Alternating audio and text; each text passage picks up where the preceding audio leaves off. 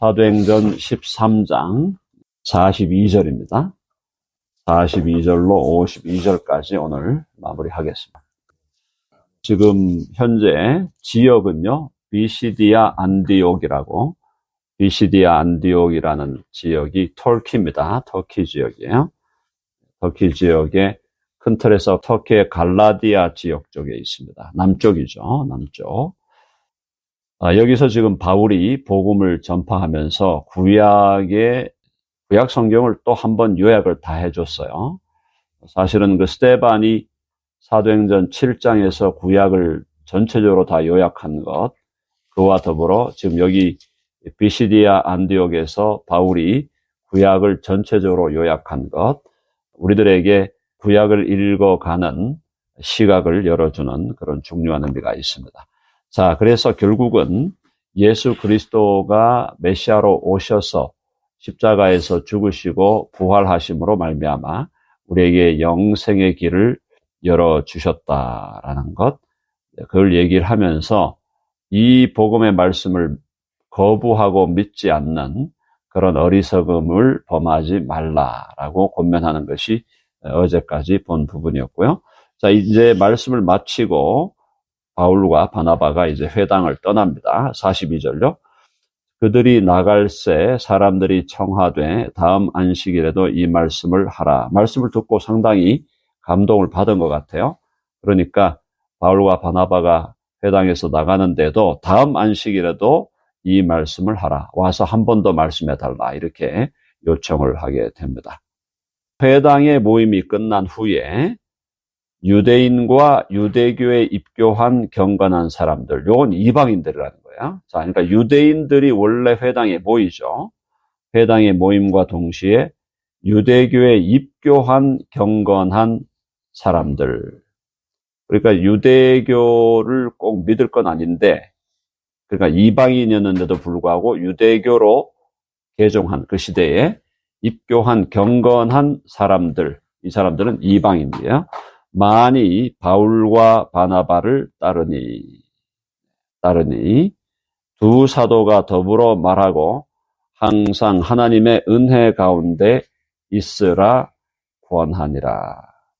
여기 지금 바울과 바나바를요, 누가가 두 사도라고 말하고 있습니다. 재밌는 표현이죠. 보통 우리가 사도 그러면은 12사도 플러스 바울 정도로 얘기하는데 여기 바나바를 또 사도로 불러줬어요. 그래서 이런 부분은 지금 성경에서 누가가 거의 그 바나바를 사도급으로 인정했다라는 걸 시사하는 거기 때문에 뭐 그대로 받으면 되겠습니다. 이거에 대해서 뭐 논쟁하기 시작하면은 크게 유익하지 않은 논쟁으로 시간만 많이 갈 것 같고요. 어쨌든 바울과 바나바를 이 사도행전을 기록하고 있는 누가 기자가 두 사도라고 말한 것은 상당히 재미있는 표현이다. 더불어 말하고 항상 하나님의 은혜 가운데 있으라. 해봅시다. 항상 하나님의 은혜 가운데 있으라. 이 말이 답이죠. 하나님의 은혜 가운데 머물라는 거죠. 은혜를 누리고 은혜를 나누고 은혜 속에서 기뻐하고 감사하고 또 기도하는, 항상 기뻐하라, 쉬지 말고 기도하라, 범사에 감사하라 하는 그 말씀 그대로 은혜 가운데 거하라라는 것입니다. 자, 이제 그 다음 안식일이 됐어요. 일주일이 지났습니다. 44절. 그 다음 안식일에는 온 시민이 거의 다 하나님의 말씀을 듣고자 하여 모이니. 비시디아 안디옥의 관점에서 볼 때는 부흥이 일어난 거예요. 부흥이. 그러니까 부흥의 역사로 본다면 여기서 벌써 부흥이 일어났다는 거죠. 비시디아 안디옥. 네. 자, 그래서 온 시민이 모였어요. 온 시민이 거의 다 모여, 거의 다 하나님의 말씀을 듣고자 하여 모였다. 하나님의 말씀, 또 그 말씀의 본부는 복음이죠. 복음. 그래서 복음과 하나님의 말씀을 듣고자 하여 모이니까, 자, 45절에 유대인들이 그 무리를 보고 시기가 가득하여 바울이 말하는 것을 반박하고 비방하거든. 여기 지금 비시디아 안디옥이라는 도시에 살고 있는 시민들은 대부분이 이방인이죠. 유대인들의 관점에서 볼 때는 대부분이 이방인이죠. 이방인인데 그들이 이제 온 시민들이 바울과 바나바의 말씀을 듣고자 하여 모이니까 유대인들이 그 무리를 보고 시기가 가득해지는 겁니다. 유대인들이 시기가 가득하여 바울이 말한 것을 반박하고 비방하거늘. 바울이 지금 말하고 있는 것은 뭡니까? 유대교는 이제 어떻게 됐다?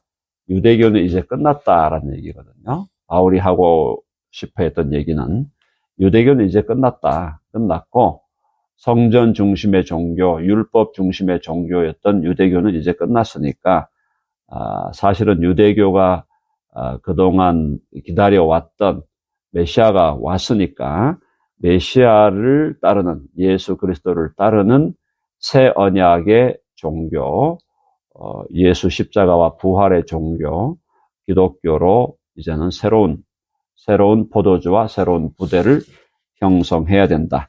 그 얘기를 하니까 유대인들로서는 당연히 싫을 수밖에 없는 겁니다.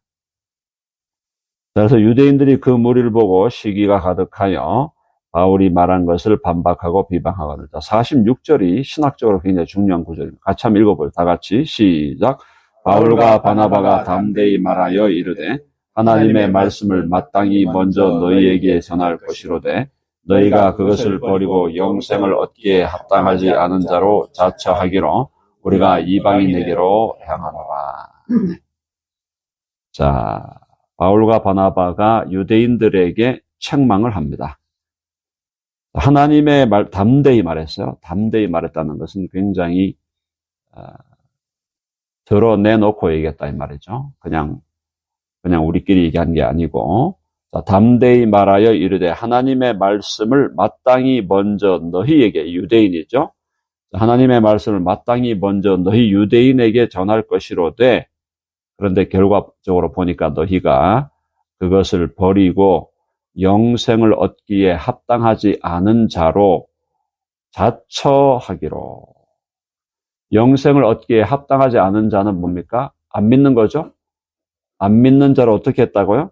자처하기로. 자처하기로 하는 말이 무슨 말입니까? 스스로 그렇게 처신을 했다 이 말이거든요. 그러니까 스스로 처신을 했다는 얘기니까 이거는 뭘 얘기하는 거예요? 이 사람들의 자유의지를 얘기한 거죠. 자유의지로 너희가 이 복음의 말씀을 듣지 않았다는 거죠. 자유의지로. 자, 영생을 얻기에 합당하지 않은 자로 자유의지로 처신을 그렇게 하였다. 그러니 우리가 이방인에게로 향하겠다. 유대인들을 지금 책망하면서 너희들이 스스로 그런 결정을 했다. 자유로운 결정을 했다. 분명히 얘기했어요. 자유의지를 지금 바울이 강조한 겁니다. 바울과 바나바가 너희가 자유의지로 너의 스스로의 의지로 복음을 거부하고 하나님의 말씀을 거부했다.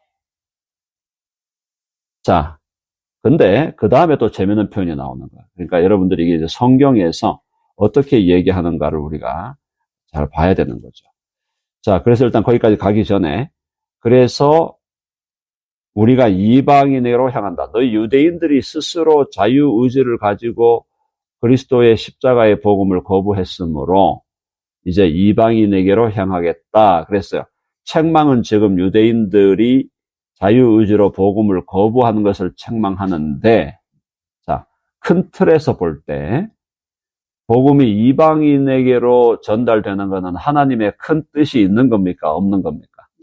있죠. 네. 자, 그러니까 여러분들이 벌써 그동안 공부를 저와 많이 했기 때문에 큰 틀에서는 하나님은 분명히 복음을 이방인에게 전하겠다는 큰 틀의 뜻이 있는 거고, 그 아래에서 지금 유대인들이 행하고 있는 이런 모습에 대해서는 유대인들의 자유의지적이고 자발적인 결정을 지금 바울이 책망하고 있는 거거든요. 그러니까 두 차원이 같이 있다는 얘기예요. 두 차원이. 그 말 이해되시죠? 그러니까 하나님의 차원에서 하나님의 큰 계획은 계속 흘러가고 있는 거예요. 그리고 우리의 차원에서 우리는 또 우리의 책임이 있는 거예요. 우리에게 자유가 주어졌고 우리에게 책임이 있는 겁니다. 자, 그래서 거기 이제 47절 47절 한번 봅시다. 47절. 이게 사실은 예언한 대로 되었다는 얘기를 좀 하는데요.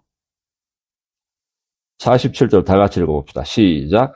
주께서 이같이 우리에게 명하시되 내가 너를 이방의 빛으로 삼아 너로 땅끝까지 구원하게 하리라 하셨느니라 하니. 자, 유대인들이 복음을 스스로의 의지로 거부하니까 이방인에게로 향하겠다고 했는데, 근데 그게 아까 말한 대로요, 말씀드린 대로 구약에서 이미 예언된 대로 그게 이루어진 것이다라는 얘기입니다. 이게 이사야 49장 6절이에요. 이사야 49장 6절에서 뭘 지금 예언했냐면, 내가 너를 이방의 빛으로 삼아 너로 땅끝까지 구원하게 하리라. 이방의 복음이 전해지도록 하겠다라는 것이 이미 예수님 오시기 전에 700년 전에 그게 이미 예언이 되었다. 자, 그거까지 이해되셨죠? 자, 큰 틀에서는 하나님의 경륜이 방해를 받는 것 같지만 방해받지 않으면서 계속 진행되고 있는 거예요. 이거는 뭐 누구도 막을 수가 없어요. 하나님의 경륜이 진행되고 있는 것은. 근데 그 아래에서 사람들에게는 자유가 주어지고 자신들의 선택이 중요하고 자신들의 책임이 중요하다는 걸 성경은 두 가지를 함께 말하고 있다. 그래서 이 두 가지가 한번 해봅시다. 신비롭게 조화된다. 자, 근데 여기서 쇠기를 박습니다. 48절은 굉장히 확실하게 얘기하고 있어요. 48절 읽어볼게요. 다 같이 시작. 이방인들이 듣고 기뻐하여 하나님의 말씀을 찬송하며 영생을 주시기로 작정된 자는 다 믿더라. 와, 이렇게 노골적으로 얘기했어요. 노골적으로 지금 누가가 지금 기록을 하면서 이방인들, 비시디아 안디옥이라고 하는 이 지역의 이방인들이 많이 믿음으로 돌아왔단 말이에요. 믿음으로 돌아오니까 뭐라고 얘기했냐면은 이방인들이 듣고 기뻐하여 하나님의 말씀을 찬송하며 영생을 주시기로 어떻게 된 자? 작정된 자는 다 믿더라. 이게 뭐예요? 예정론이에요. 예정론. 자, 그러니까 예수님을 믿음으로 구원받을 사람들이 누구인가가 지금 예정돼 있고 작정돼 있다 이 말이에요. 근데 이거는 누구의 차원이에요? 이거는 하나님의 차원이에요. 하나님의 차원. 하나님의 차원에서는 예정이 있다는 거예요. 선택이 있다는 거예요. 그런데 그 밑에는 우리의 차원에서는 우리가 누가 예정되어 있는지 선택되어 있는지 압니까? 모릅니까? 우리는 몰라요. 우리는 몰라. 아직까지 그 사람이 지금도 안 믿는 사람인데 나중에 죽기 전에 믿을 수도 있고, 그죠? 얼마든지 변화가 지금 가능하기 때문에 우리는 모릅니다. 그러니까 사람의 차원에서는 나는 누가 작정되고 누가 예정되어 있는지 모르기 때문에 나는 나에게 주신 하나님이 나에게 주신 사명을 감당해야 돼요. 책임을 다해야 돼요. 그러면 내 사명을 감당하고 내 책임을 다하는 건 뭡니까? 복음을 전해야 돼, 계속해서. 나는 복음을 전해야 되고, 복음을 전함 받은 사람은 또 그것에 대해서 책임 있는 반응을 하고 책임 있는 선택을 해야 된다는 겁니다. 그러니까 피조물의 차원에서는 책임이 있다는 것을 분명하게, 자유와 책임이 있다는 것을 분명하게 인식해야 된다. 두 가지가 함께 간다는 것을 오늘 여기서 좀 분명하게 보여주셨습니다. 그래서 하나님의 차원과 사람의 차원이 두 차원이 신비롭게 조화된다라고 밖에는 말할 수 없는, 이걸 어떻게 설명할 것인가. 네, 일일이 다 디테일하게 설명한다고 해도 논리적으로 정확한 해석이 안 되기 때문에 우리가 신학적으로는 하나님의 절대적인 주권과 인간의 자유와 책임은 신비롭게 조화되고 성경은 두 가지 차원을 동시에 가르치고 있다라는 걸 기억해야 되겠습니다. 자, 그 이후에 49절로 다 같이 시작. 주의 말씀이 그 지방에 두루 퍼지니라. 주의 말씀이 비시디아 안디옥에 또 그 주변 지역에 두루 퍼지게 되었다. 결국은 부흥이 일어나는 것은 말씀이 퍼지는 것과 관련되어 있다는 거죠. 주의 말씀이 그 지방에 두루 퍼짐으로 그 지역에서 영생을 주시기로 작정된 자는 다 믿더라라고 하는 이 놀라운 역사가 펼쳐지게 되었습니다. 자, 그 다음에 이제 여기서 결국은 바울과 바나바를 따르는 사람들이 이제 많이 생겨나니까 박해를 받게 되죠. 50절 이에 유대인들이 경건한 귀부인들과 그 신의 유력자들을 선동하여 바울과 바나바를 박해하게 하여 그 지역에서 쫓아내니. 그러니까 복음 전도자가 항상 환영을 받는 게 아니다라는 거죠. 복음 전도를 한다는 것은 환영을 받을 걸 기대하는 게 아니라 복음을 전하다 보면은 오히려 박해를 받아 쫓겨나는 그런 아픔을 경험하게 된다. 그래서 복음 전도자야말로 사실은 십자가를 지고 가는 길이죠. 십자가를 지고 가는 길이에요. 복음을 전할 때 모든 사람이 다 할렐루야 아멘 하면서 받아들이면 얼마나 좋겠습니까? 그게 현실이 아니다라는 거죠. 박해하게 하여, 여기 보니까 뭐 귀부인을 또 선동하고 그 신의 유력자들을 선동했다는 것은 정치적으로 그죠?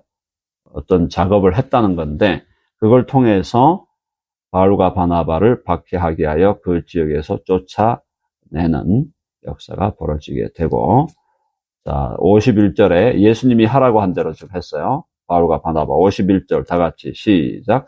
두 사람이 그들을 향하여 발에 티끌을 떨어버리고 이고니온으로 가거늘. 어느 지역이든 가서 너희들에 대해서 영접하지 않고 환대하지 않으면 발에 티끌을 떨어버리라고 하신 게 예수님의 말씀이잖아요. 그래서 두 사람이 그들을 향하여 발에 티끌을 떨어뜨리고, 그건 뭡니까? 이제는 내 책임 아니다. 책임은 너희들에게 있다. 이거예요. 자, 우리가 할 일은 다 했다. 이거예요. 떨어버리고 이고니온으로 이제 향하여 갑니다. 그럼에도 불구하고 박해가 있어서 쫓겨나는데도 불구하고 복음을 전하고 있는 바울과 바나바와 그들과 함께 가고 있는 제자들은, 혹은 또 그 지역에 남아있는 또 예수 믿는 제자들은 기쁨과 성령이 충만하더라. 해봅시다. 기쁨과 성령이 충만하더라. 아까 그 은혜 가운데 있으라 그랬죠? 43절에 항상 하나님의 은혜 가운데 있으라. 이걸 권했고요. 그 다음에 52절에 보니까 기쁨과 성령이 충만하기를 바라는 거죠. 그러니까 하나님의 말씀, 오늘 13장 말씀은 우리들이 결국은 두 가지 교훈이죠. 하나는 하나님의 차원과 인간의 차원이 항상 함께 있다는 것이고, 그 두 차원은 두 차원의 독립성을 유지해야 된다는 거죠. 유지하되 이 두 가지가 신비롭게 조화된다고 봐야 되겠고요. 네. 그 다음에 하나님께서 우리 그리스도인들에게 원하는 삶의 모습은 항상 하나님의 은혜 가운데 거하고, 그 다음에 기쁨과 성령이 충만하기를 원하시는 하나님의 마음. 하나님 아버지의 마음은 자녀들을 향하여 자녀들에게 기쁨과 성령이 충만하기를 원하고, 또 그들이 은혜 가운데 있기를 원하죠. 은혜와 기쁨은 항상 같이 가는 겁니다. 하나님의 은혜 가운데 거하면 기쁨이 충만하게 된다. 네, 오늘 이 정도로 하겠습니다.